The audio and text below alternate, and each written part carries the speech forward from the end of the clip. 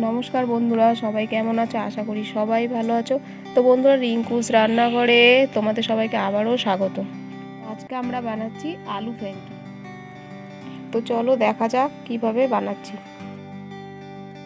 তো সব থেকে প্রথমে একটা ময়দার লেচি কেটে আমি পরোটা বেলে নিচ্ছি।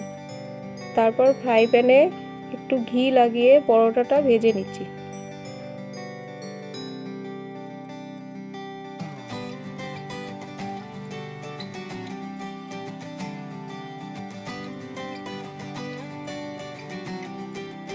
তো এবার আমার পরোটা বানানো রেডি হয়ে গেছে। এবার কড়াই গরম হলে পরিমাণ মতো একটু বাটার দিয়ে দেবো। এবার বাটারটা মেল্ট হলে ফোড়নে একটু কিউমিন সিড মানে জিরা দিয়ে দেবো,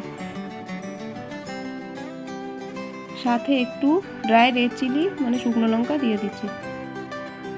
এবার একে একে কেটে রাখা ক্যাপসিকাম, কুচনো বাঁধাকপি,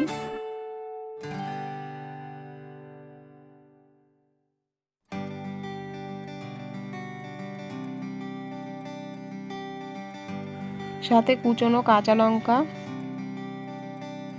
1 টেবিল স্পুন নুন,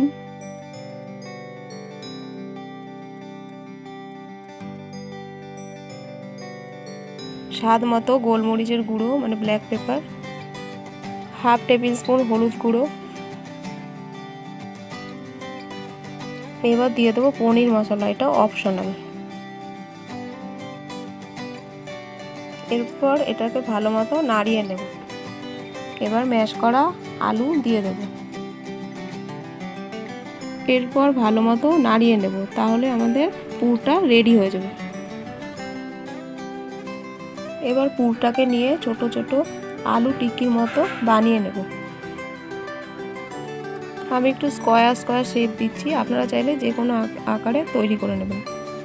এবার ভেজে রাখা পরোটাটা নিয়ে উপর দিয়ে একটু tomato sauce, green chilli sauce দিয়ে একটু ভালো মতো স্প্রেড করে নেব।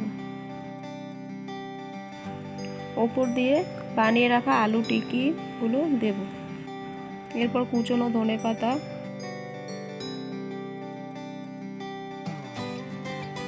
কুচনো পেঁয়াজ,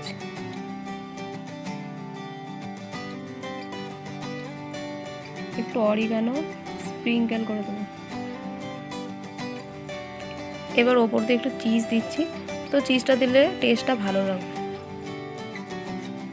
এবার রোলের মতো একটু বানিয়ে নিচ্ছি।